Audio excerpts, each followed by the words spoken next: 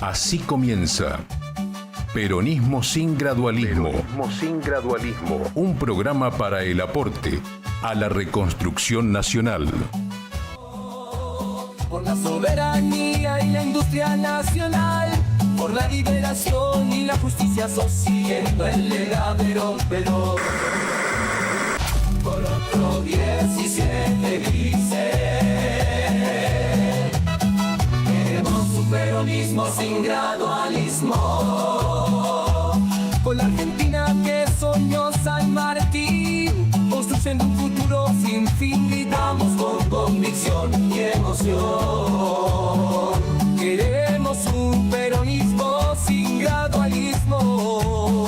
La Argentina tiene un problema de representación enorme. La Argentina está en una de las peores crisis de su historia, crisis económica, política, moral, institucional.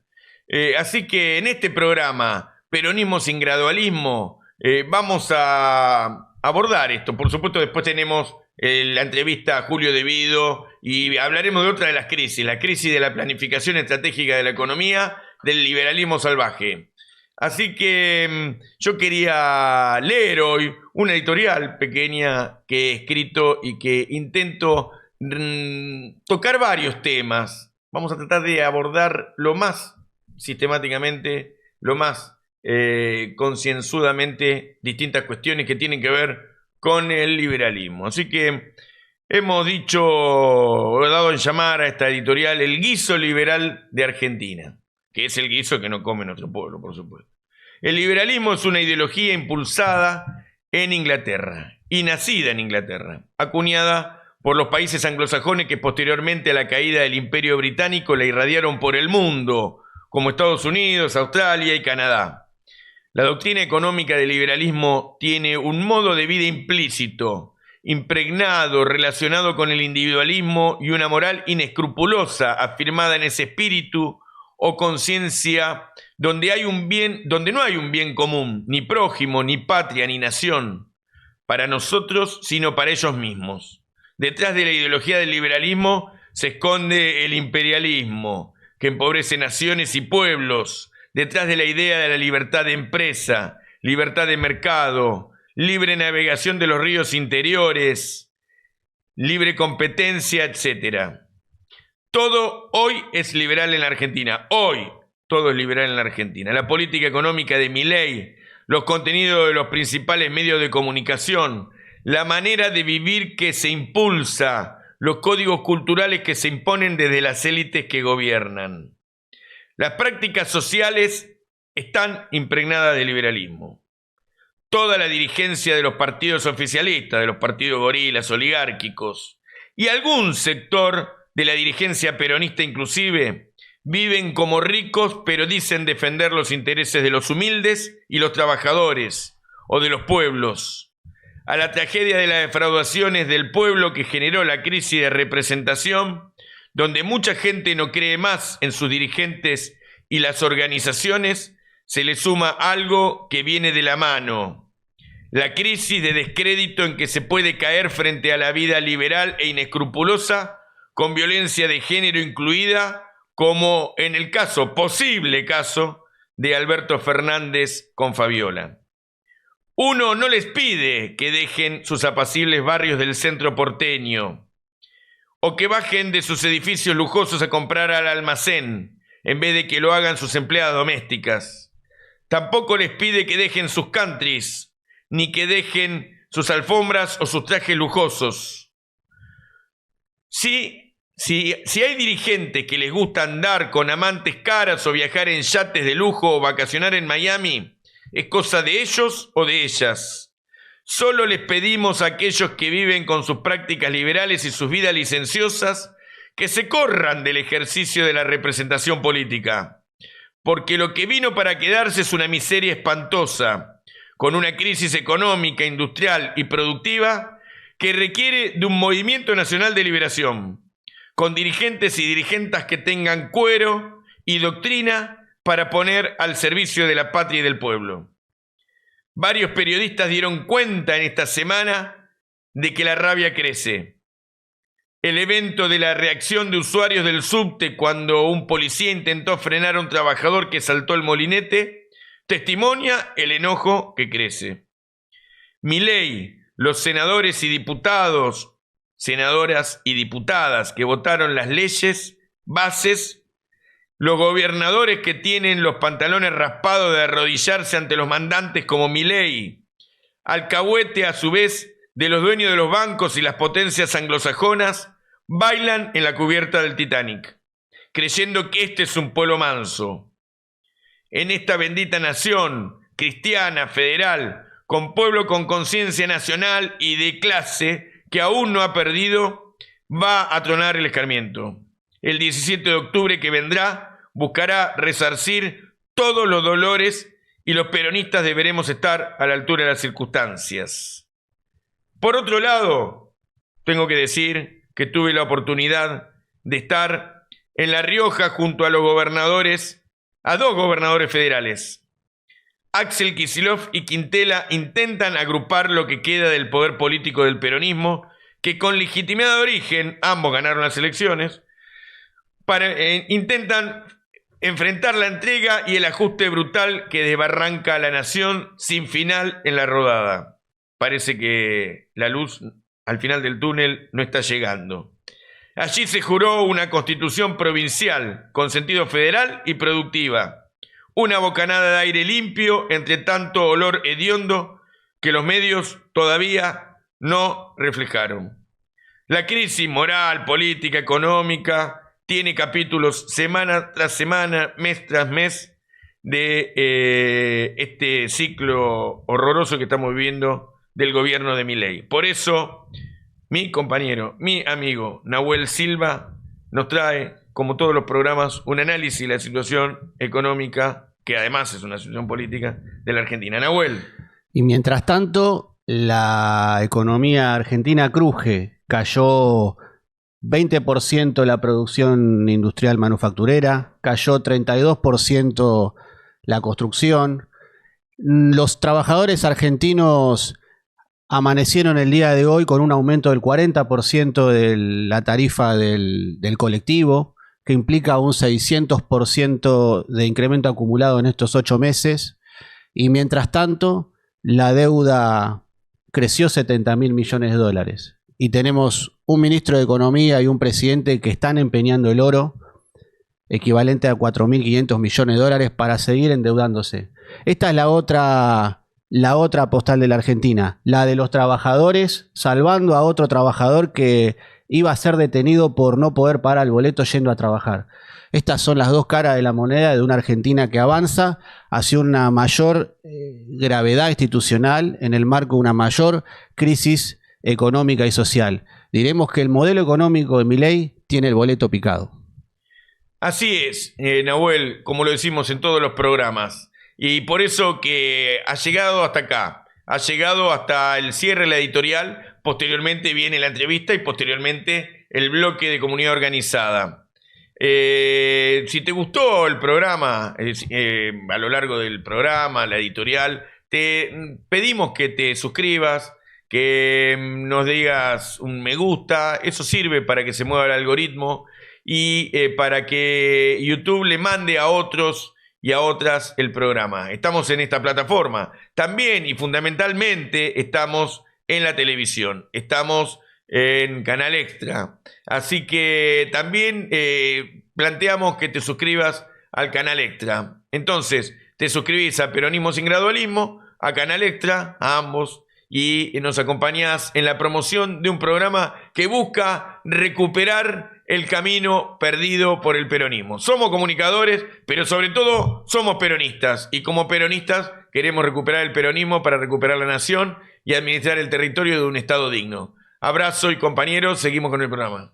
Queremos un peronismo sin gradualismo, por la soberanía y la industria nacional, por la liberación y la justicia social, siguiendo el legado pero... Bueno, venimos de una editorial potente, donde cuestionamos al liberalismo en todas sus formas. Una de las formas es la falta de planificación, no solamente las prácticas liberales que tienen o tenemos, inclusive podemos decir los dirigentes políticos, los militantes, sino lo que impacta en la cuestión pública, que no sea el Estado, sino las empresas, los grupos económicos, la oligarquía, quien decida el destino de la nación. En el caso de que si el Estado no planifica, quien planifica son los que tienen interés en que haya una planificación sesgada, vinculada a su desarrollo económico, a la ganancia empresaria, sobre todo aquellos que son concentrados, porque no son las pymes las que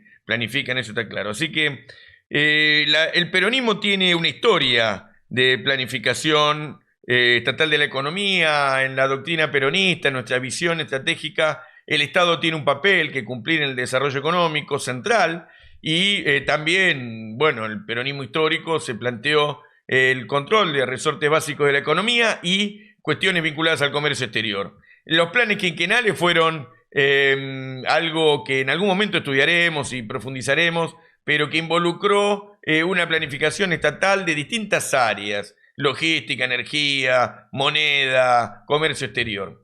El peronismo, posteriormente, en otros ejercicios de la cuestión pública, en el 73, puso en marcha el plan trienal, que bueno, no concluyó porque hubo un golpe de Estado, primero la división entre peronistas, la división de los argentinos, y el golpe de Estado del 76, que vino a arrasar con las conquistas históricas del peronismo histórico, y a desmantelar el aparato productivo, y por supuesto a frenar el plan trienal y la justicia social. Pero tuvimos, en la etapa de Néstor y Cristina, hubo un proceso de planificación que no incluyó todas las áreas, porque los ministerios no se organizaron para tal cuestión, pero que hubo un ministerio que se encargó de la planificación, el desarrollo de los servicios públicos, la energía, de vastas áreas del Estado y de la cuestión pública, de la economía de la Argentina, que estuvo encabezada por quien vamos a entrevistar ahora, un compañero, un querido compañero, Julio De Vido, que descubro hace un rato que se llama Julio Miguel De Vido. Así que bueno, Julio, te agradecemos este momento de que compartiremos y que sabemos por la visión política, doctrinaria, la concepción que anida en tu enorme cabeza, que ha puesto en marcha la Argentina junto con Néstor Kirchner luego de la crisis del 2001, vamos a disfrutar. Así que, Julio, querido, queremos estar con vos, agradecer tu presencia y reconocer además la tragedia que fue no solamente tu persecución, sino la de Amado Vudú y otros que significaron también la ruptura del pescuezo del ciclo, de la fuerza política del ciclo anterior. Pero bueno, concretamente, Julio, queremos hablar con vos de la experiencia de la planificación que tuvimos durante el gobierno de Néstor y de Cristina, que bueno, incluyeron, por ejemplo, un plan energético nacional, un plan de energía atómica, desarrollo de conocimiento, en el caso, por ejemplo, de la recuperación de las empresas como YPF, Aerolíneas Argentinas, bueno, distintas planificaciones en distintas áreas que encabezaste. Y bueno, por supuesto, te vamos a preguntar a lo largo de la entrevista sobre lo que nos dejó, la lectura que haces de la etapa de Néstor y Cristina, por supuesto. Gracias, Julio, por estar. Bueno, ¿cómo estamos? Muy bien, gracias por la nota. Mirá, Gastón, tocaste infinidad de temas, daría para que estuviera hablando 4 horas sobre todo esto. En realidad, en la Argentina hubo planificaciones previas al Consejo Nacional de Posguerra, que es el primer intento de un plan de una planificación al servicio del desarrollo nacional y popular. El general Roca tuvo un plan estratégico con el que muchos disentimos o coincidimos en partes y en algunas partes. Roca hizo los primeros ramales ferroviarios a Tucumán y demás. Eso se hizo todo con capital argentino y en el Ferrocarril del Sur.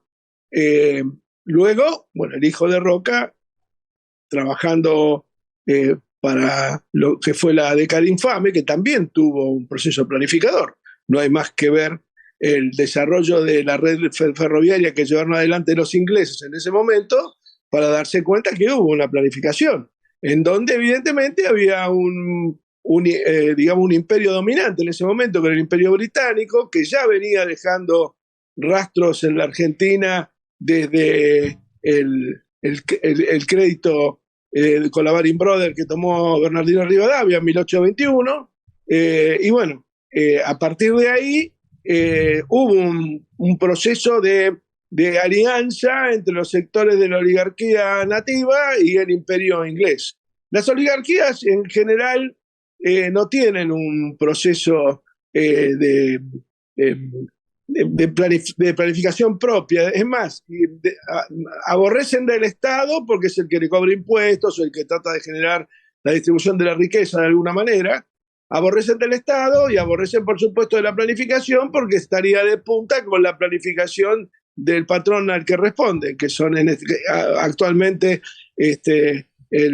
la gran democracia del norte, el imperio norteamericano, y algunos intentos, sobre todo en la época de Menem, de tener algún grado de vinculación también con los imperios europeos, o con la Unión Europea, a través de los contratos de obras y servicios públicos que tuvimos con Francia y España específicamente. Hubo algunos contratos con Estados Unidos, pero fueron menores. Todo el proceso de regulador de la economía de Menem y privatizador vino de la mano de la alianza digamos, con los sectores europeos, que en algunos casos eran empresas estatales europeas, como Electricité de France o Repsol, donde hubo un trabajo de desnacionalización y de ceder soberanía a países integrantes de la Unión Europea.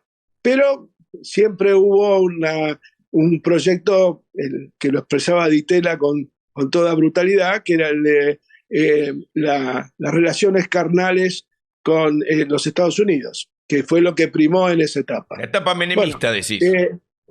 Es la etapa menemista, exactamente. También tuvo una planificación y que quedó perfectamente marcada en la Constitución del 94, claramente, ¿no? Con sus claros y sus oscuros.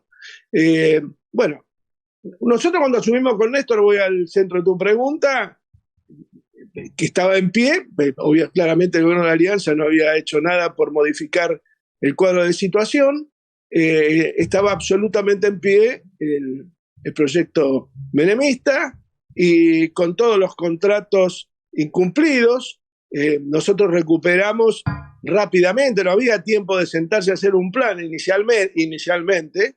Bueno, recuperamos la política satelital a través de la renuncia de Nahuel Satas a la concesión de las órbitas satelitales argentinas. El espacio radioeléctrico, que lo tenía Thales Spectrum con alguna empresa local de Frontis, pero era de Thales Spectrum. Solamente Gabón y Burkina Faso tenían el espacio radioeléctrico concesionado. Bueno, recuperamos eso, que es muy importante. Recuperamos aguas argentinas. El correo inicialmente, obviamente, por un incumplimiento flagrante de las condiciones, que hay todavía hay una causa abierta que va y viene, y que constituye uno de los desvelos del macrismo, claramente, o de Macri particularmente. Y recuperamos Aerolíneas, que también estaba en manos del grupo Marsan español, que prácticamente había vaciado la empresa, y en julio del 2008 estaba a punto de ya no pagar los salarios, con lo cual la empresa virtualmente iba a desaparecer de la escena. Había ya habido un atisbo de vaciamiento en el gobierno de la Rúa, en los 2000, por ahí, que hubo un paro grandísimo de Aerolíneas, que bueno, eso los gremios lograron rescatar para esa etapa.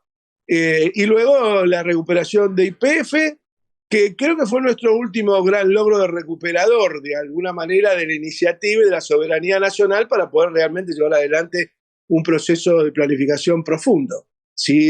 Fundamentalmente con las empresas públicas. Si vos te pones a pensar, ya Perón en el segundo plan quinquenal planteaba una serie de líneas y de lineamientos destinados a poner las empresas públicas al servicio del desarrollo de la industria nacional y fundamentalmente de la consolidación de una burguesía nacional y, por supuesto, de lograr mayores conquistas para la clase obrera, que era fundamentalmente y debería seguir siendo el desvelo central de las políticas justicialistas.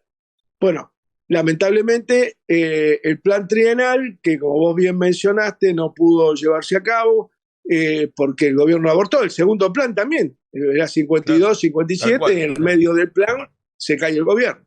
Y luego el gobierno de Néstor, que nosotros pudimos realmente iniciar un proceso de planificación profunda y dejando las redes, porque quedó en las redes nomás.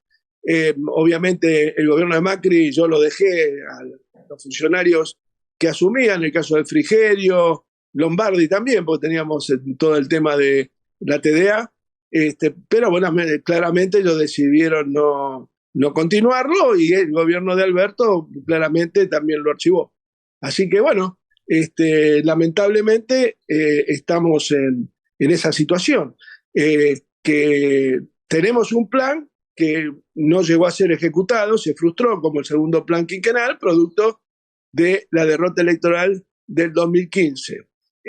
O sea, hubo un plan de desarrollo estratégico, más allá de las medidas iniciales de recuperación de soberanía y de incumplimiento flagrante de los contratos de las empresas concesionadas por el menemismo, más allá de la venalidad con que fueron adjudicadas en su momento y de la política equivocada de regular todo lo que pudiera ser privado, a los efectos de debilitar la presencia del Estado en la relación con el imperio dominante.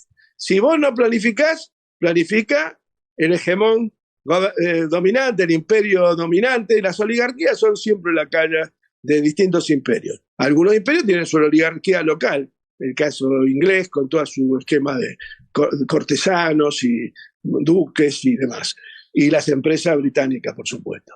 Bueno, y toda esa historia corsaria que tiene el imperio inglés de saqueo y de que quedó acá palmariamente expresada. Tuvimos un momento de gloria cuando el imperio inglés vino a querer declarar la libertad de navegación en el río Paraná y Rosas se le enfrentó con los caudillos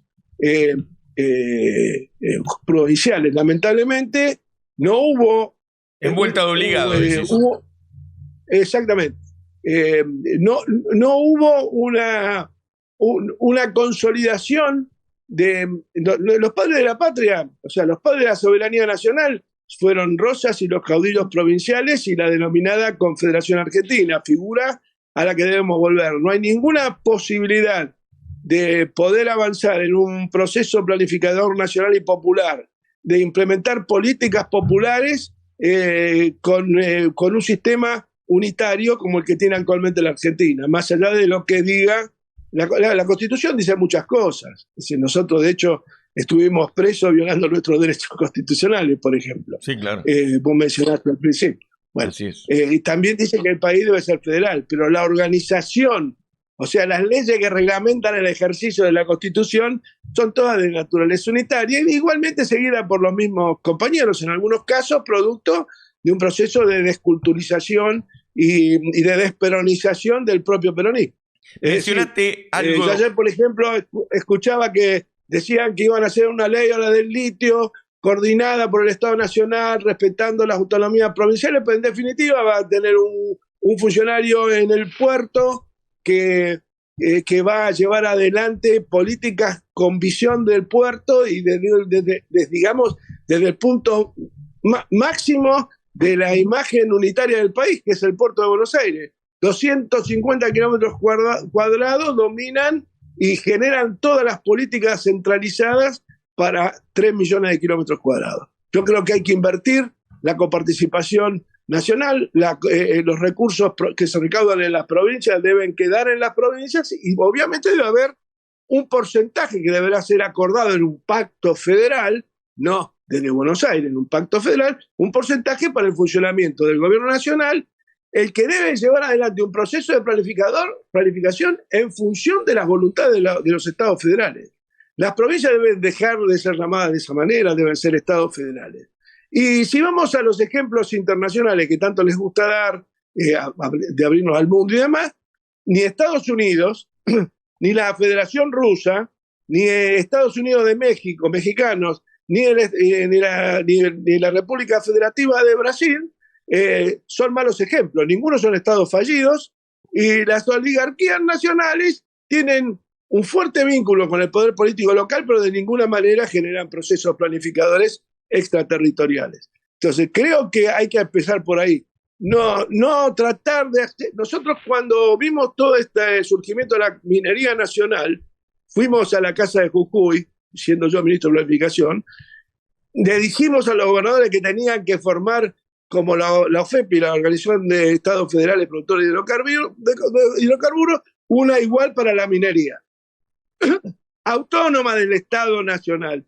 Y después sí, que el Estado Nacional, articulado con los gobernadores previamente organizados como un poder autónomo y autárquico de su soberanía federal, generar acuerdos y facilitar acuerdos, generar la posibilidad, dado que las relaciones exteriores las va a manejar el gobierno nacional, generar todas aquellas políticas exteriores que faciliten el desarrollo de los estados provinciales y el crecimiento del país en su conjunto.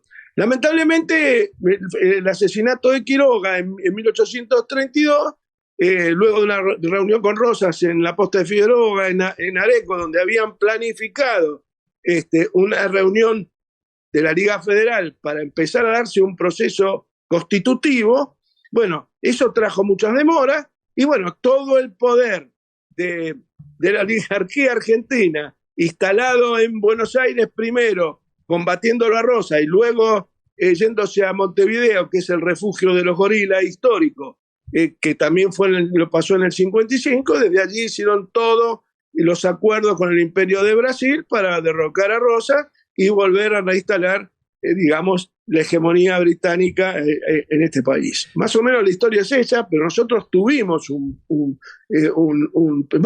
la Argentina tiene el plan de desarrollo estratégico que llevamos adelante del Ministerio de Planificación y que abarcaba las distintas áreas. Ahora bien, vos hablabas en la época de Perón, evidentemente hubo un plan quinquenal, el primero, fundamentalmente, vamos a hablar de ese ahora, en donde,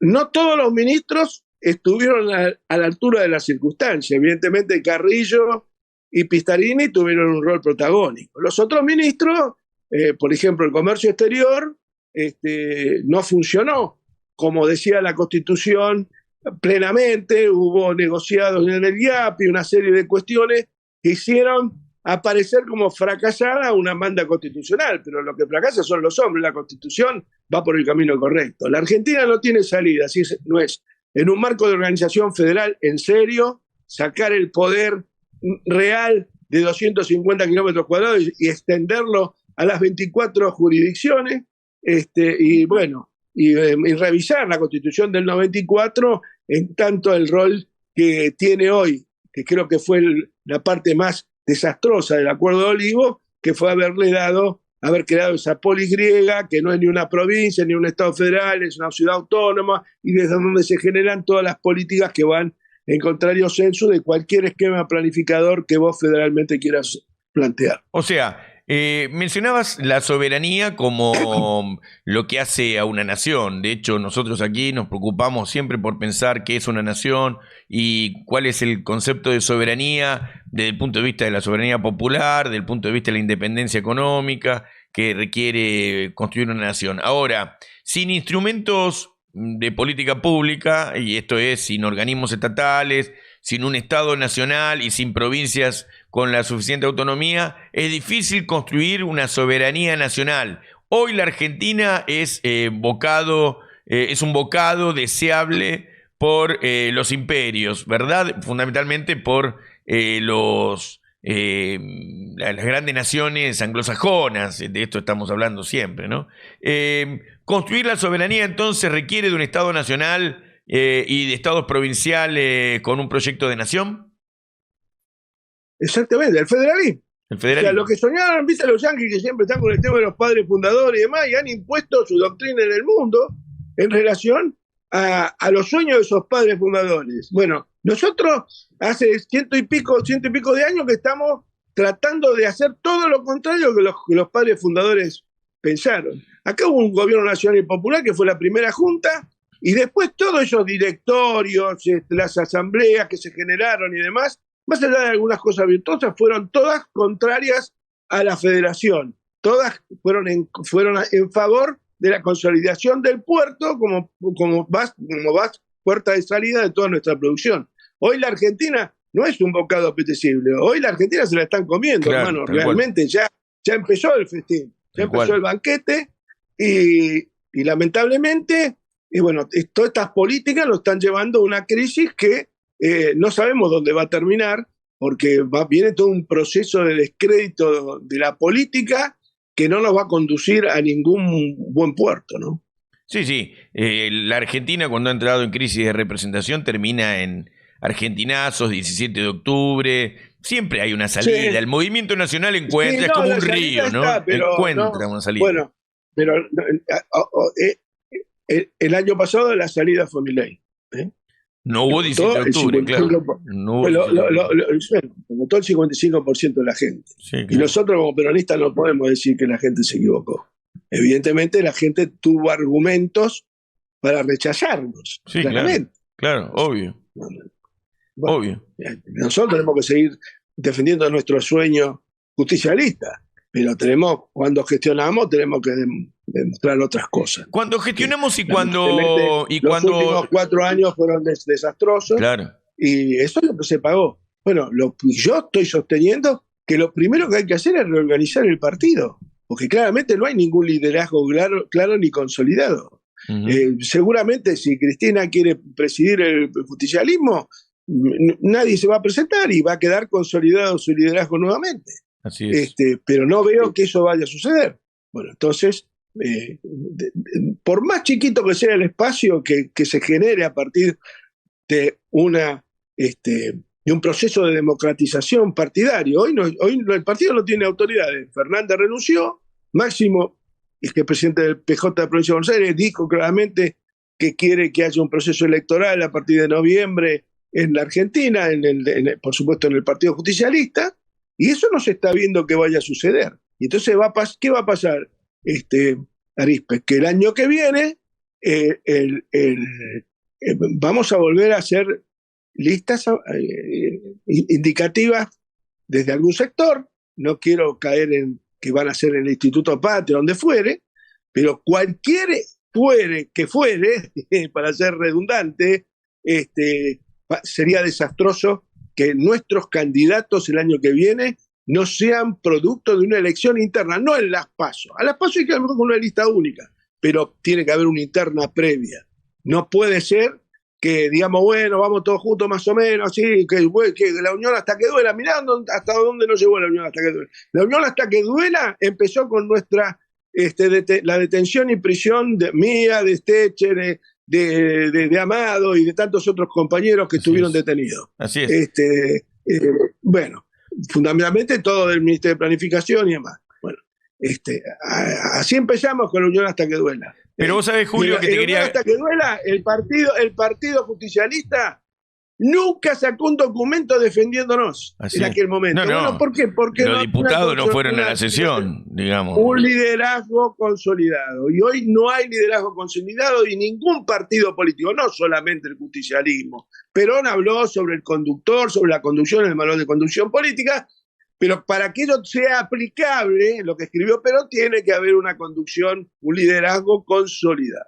Y también tiene que aparecer la tercera posición, Julio. Nosotros decimos, Julio, y disculpame que te interrumpa, pero que hay un tema que es central y es que el peronismo en general ha perdido la visión tercermundista, rebelde, la posición nacionalista. No, lo que pasa es que dejamos piojoso a muchos de nosotros que pensamos que eso tiene que suceder.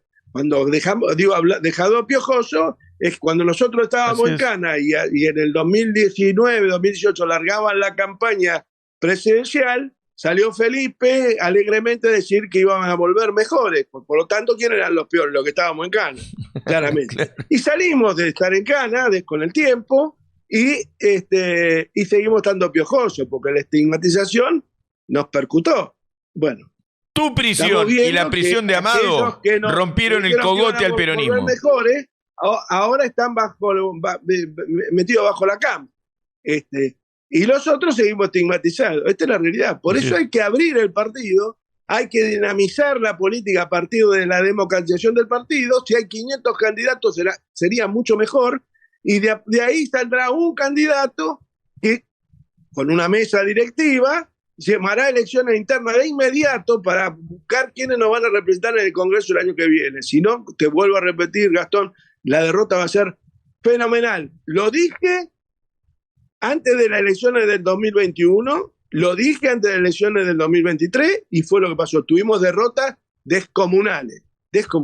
Por eso el proyecto estratégico fue fenomenal. Y uno de los lugares donde sufrimos la derrota más profunda fue en la provincia de Buenos Aires. Por eso veo que algunos hacen los rulos pensando que diciendo que Axel es el mejor, van a lograr consolidarlo con liderazgo. No, me parece muy bien que Axel tenga vocación política y quiera hacer, pero tiene que haber una interna, y nosotros tenemos que votar si queremos que sea el presidente del partido, y eventualmente si queremos que sea nuestro candidato a presidente en el 2025. La interna está abierta ahora para diciembre. Nadie puede indicarnos con el dedito quién nos tiene que representar. Totalmente de acuerdo. Gastón. Bien, bueno, esta es la etapa. Yo creo que esa es la etapa. Mirar hacia el interior, consolidar una idea federal, y de ahí va a venir. ¿Qué fue lo que fracasó de los gobiernos de Irigoyen y de Perón? Esencialmente fue esa concentración de poder en el puerto, que es lo que le lleva, claro, y toda la dinámica del conflicto. A Perón se lo planteó el puerto, en el interior no había ningún problema. Fíjate vos, si vos lees algún libro sobre la Revolución del 55, escúchame, a Leonardo lo tenían arrinconado para derrotarlo. Y bueno, finalmente salió Rojas con la flota de mar y lo derrocó a Perón. Otro de los elementos es la pérdida de capacidad por parte del Estado de orientar la producción a otras áreas. Nosotros tenemos un proyecto industrialista y el tipo de cambio, la planificación, la logística, hace que hoy seamos, y la orientación política de los distintos gobiernos liberales, e inclusive de nuestro gobierno en algún aspecto, habría que profundizar para no ser cruel con esto, ha hecho que la producción, el modelo productivo argentino esté basado en la producción primaria. Entonces hay que volver a pensar en el desarrollo industrial. Si no tenemos eso, no hay salida para la Argentina. Un desarrollo industrial orientado al territorio, a las provincias. Pero no es por ahí solamente. Si vos no tenés consolidado un proyecto federal, eso va obvio, a por eso te digo. Como fracasó en la época de Irigoyen, como fracasó con Perón, y como fracasó por Rosa. Organizarse y buscar. El federalismo es la base de nuestra base de sustentación. Si nosotros no hacemos un país federal en serio, siempre va a mandar la oligarquía en Buenos Aires, y vamos a estar escuchando, todos esperando el discurso del presidente de la Rural en julio como si fuera el Papa Francisco. Y bueno, y eso no, debería ser un acto más que no tendría que tener ninguna trascendencia. Buenísimo, Julio. Estamos totalmente de acuerdo con vos. Para rematar, Julio, para adelante, ¿qué tipo de, además de organización, como planteaste, del Partido Justicialista, pero cuáles serían los debates que tiene que dar el peronismo para, volver a ser una opción política, ¿no? Algo adelantaste, pero si querés profundizamos en eso. Mirá, me parece que creo que, resumiendo, tiene que convocarse rápidamente a un proceso electoral dentro del partido, claramente. Urgentemente. Esa no es la solución de nada inicialmente, pero si no nos organizamos, si no sabemos cada uno qué es lo que representa, ¿de qué vamos a hablar? ¿Qué política, qué plan de desarrollo vamos a proponer? ¿Qué plan político vamos a proponer? No tenemos base. Es decir, el partido, yo entiendo todo eso del pejotismo y todo lo demás, es cierto, no es la solución, pero si no arrancamos por tener ordenado nuestro espacio institucional y profundamente democratizado, donde se debatan todas las ideas, pero sin violentar las ideas liminales del peronismo, vamos a terminar siempre armando listas con progresistas que cuando, vienen los problemas como ahora, están todos tratando de ver a dónde se esconden. Así es. Partido y movimiento. El movimiento obrero tiene que cumplir un papel central, los movimientos populares. Está anarquizado por falta de institucionalidad. Así es. El movimiento está, pero está anarquizado. Nosotros la última vez que nos vimos fue en la cárcel, hace 4 años. Así y es. por más que nos mandemos mail, no, hay que juntarse, hay que hablar, hay que ordenarse, pero como no hay ámbito de discusión, Así es. y bueno, van ganando los malos, y esto es lo que nos sirve. Y finalmente terminamos acordando con radicales que están en disidencia con su partido, con partidos de progresistas, y nosotros somos peronistas. Así es. Tenemos una visión progresista del mundo y demás, como los que más, pero no somos de eso que yo estoy con ustedes, pero con Perón no me gusta tanto, o Evita no sé qué cosa, o Cristina tal cosa. No, somos peronistas. Y los demás son de otro partido. Si hacemos un frente de liberación nacional, que es fundamental como arranque, como el que planteó Perón en el 72 en la confitería Nino, evidentemente vamos a salir adelante con partidos que genuinamente tengan vocación liberadora como el justicialismo, y que el peronismo tiene que definitivamente asumir la conducción política del frente, cosa que no pasó en estos últimos 4 años. Estos mismos temas, ¿te acordás? No sé si te acordás, lo discutimos cuando te fui a visitar. Las 2 veces se repitió el mismo debate, y Julio es vehemente, tiene una fibra en la sangre, le corre por las venas, y discutimos, todos discutían, me acuerdo, era una asamblea, y bueno, Julio se presentó como es, tal cual lo hemos visto acá.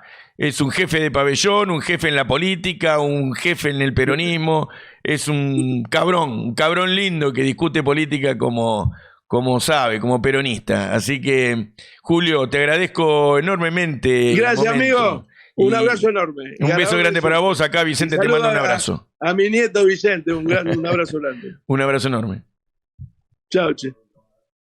Bueno, tuvimos con Julio, un hombre visceral, lleno de ideas, de proyecto estratégico, un hombre que en la gestión demostró que se puede hacer, que se puede transformar la Argentina, que tiene en la planificación un sustento en lo que ha hecho, y que reclama la vuelta del peronismo, del Partido Justicialista, de la doctrina. La reorganización del Partido Justicialista organiza también posteriormente el movimiento en su descripción, y por supuesto plantea una organización confederal de la nación a partir del fortalecimiento de las provincias frente a la oligarquía portuaria.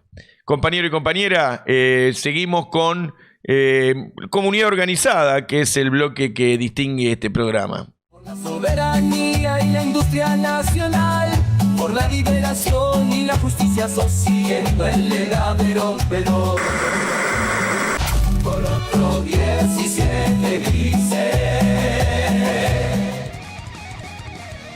Recuerden, trabajadores, únanse, sean hoy más hermanos que nunca.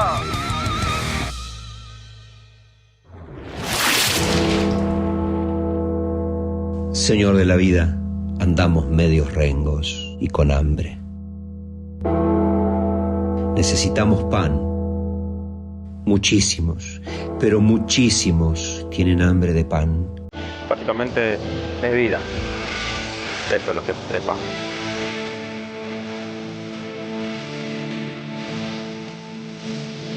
Necesitamos ese pan que llena la panza, pero también el otro pan, ese que te hace digno. La Constitución dice que cualquier habitante de un país tiene que tener acceso a un trabajo. Porque bien Jesús dice, el que no trabaja no come. Es lo que te brinda, sí, cobijo, de alguna manera.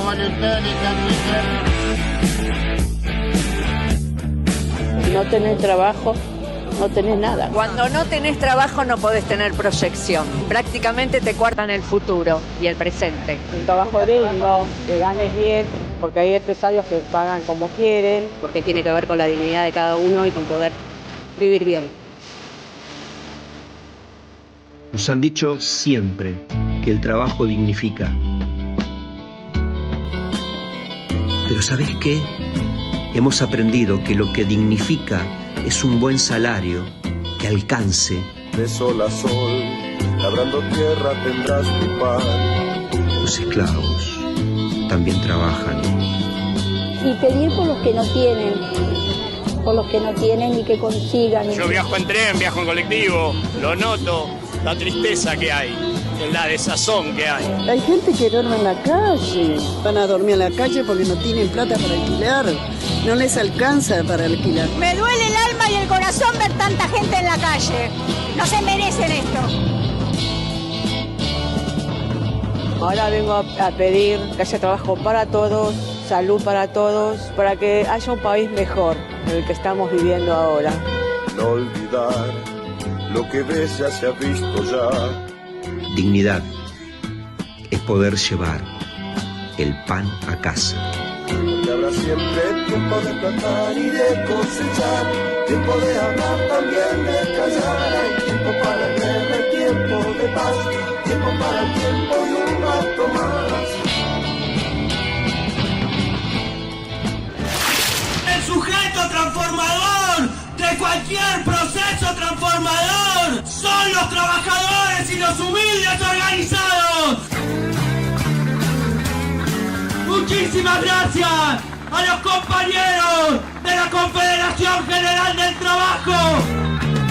Este no es un momento cualquiera. No va a haber posibilidad de reconstruir el movimiento nacional si no somos capaces de profundizar la unidad, la lucha, porque este gobierno ha decidido desatar una guerra económica y social sobre el bolsillo de todo el pueblo trabajador. Nos están empujando a la peor crisis humanitaria que hayamos vivido en Argentina.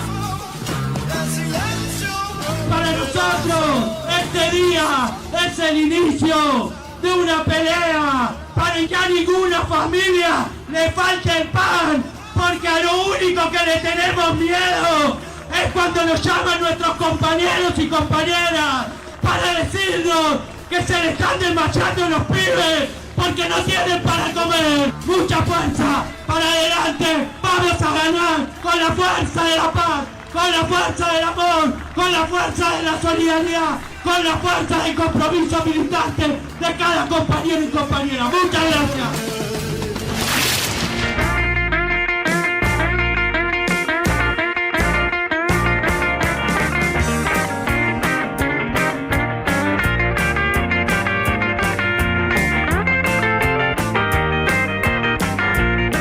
La Recovita de Once fortalece sus vínculos con el barrio y este 7 de agosto, día del San Cayetano, amplía su distribución de viandas en alianza con la Asamblea de Córdoba y Pueyrredón, sumando un punto de distribución de viandas para difundir el mensaje de paz, pan, tierra, techo y trabajo y reclamar en contra de los aumentos de tarifas, alquileres y alimentos.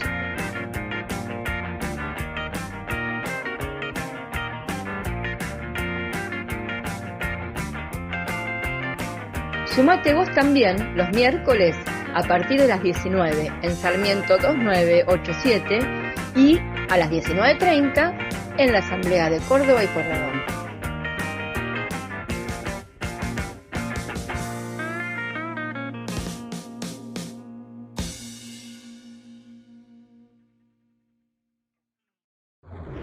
Están rompiendo todo y eso genera ira. Genera enojo y el enojo es una forma de energía y esa energía se está acumulando. El jueves, a primera hora de la tarde, en la Estación Constitución, hubo una protesta de los trabajadores de seguridad privados que habían puesto para controlar que la gente no salte los molinetes. ¿Qué pasó? No les están pagando a los que tenían que controlar que la gente no salte los molinetes y por eso protestaron y se retiraron. Y para que la gente no salte los molinetes, entonces la gente de Constitución llamó a la policía. Y cuando alguien trató de saltar un molinete, la policía se lo quiso llevar detenido. Y cuando la policía se lo quiso llevar detenido, el resto de las personas que estaban ahí para tomar el tren reaccionaron y prácticamente linchan al policía. A un policía que por otra parte también cobra un sueldo que no le alcanza para vivir. Esa es la ira, es el enojo acumulándose en una olla a presión. Y si a esa olla a presión no se le da una salida, no se le canaliza algún tipo de salida, eso explota. Alberto Fernández renunció a la presidencia nacional del Partido Justicialista en medio de un escándalo por violencia de género. Su carta dirigida al Consejo del partido dice lo siguiente. Ante diversas manifestaciones periodísticas y la denuncia relacionada a cuestiones de género que son de público conocimiento y para no manchar los honores que me merece el Partido Justicialista, tengo el deber político y moral de expresarme, aguardando que la situación se aclare. De ninguna manera voy a hacer que el gobierno aproveche esta denuncia en mi contra para ocultar los terribles problemas que tiene nuestro pueblo argentino. Convencido que nuestra organización partidaria no convalida el silencio y creyendo prudente no intervenir en ningún proceso judicial, siempre teniendo en alto el legado de Juan Domingo Perón y Eva Perón, con mucho dolor he decidido renunciar a la presidencia del Partido Justicialista Nacional. Firma. Alberto Fernández. Señor gobernador de la provincia de La Rioja, querido Ricardo Gitano Quintela, amigo, compañero, ejemplo para el peronismo, hemos venido de muchos puntos, de casi todas las provincias de la Argentina, a acompañar este día tan importante, un día histórico para la provincia de La Rioja, un día histórico también, me atrevo a decir, para la República Argentina. Me han acompañado en este viaje 6 ministros del gabinete de la provincia de Buenos Aires a firmar importantes convenios de cooperación, pero yo quiero explicar por qué y para qué. Cuando hay un gobierno nacional que se borra, que se ausenta y que deserta, las provincias se unen, colaboran, articulan, se acompañan, porque somos representantes de un pueblo que es profundamente federal.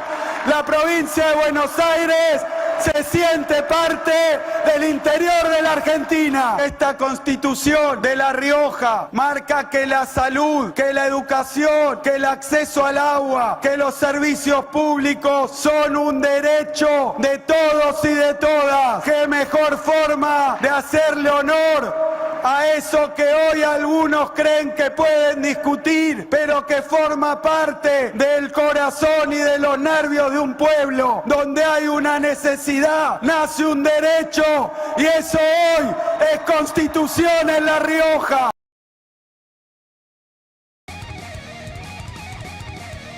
Recuerden, trabajadores, únanse, sean hoy más hermanos que nunca. Queremos un peronismo sin gradualismo, por la soberanía y la industria nacional, por la liberación y la justicia social, siguiendo el legado de Perón.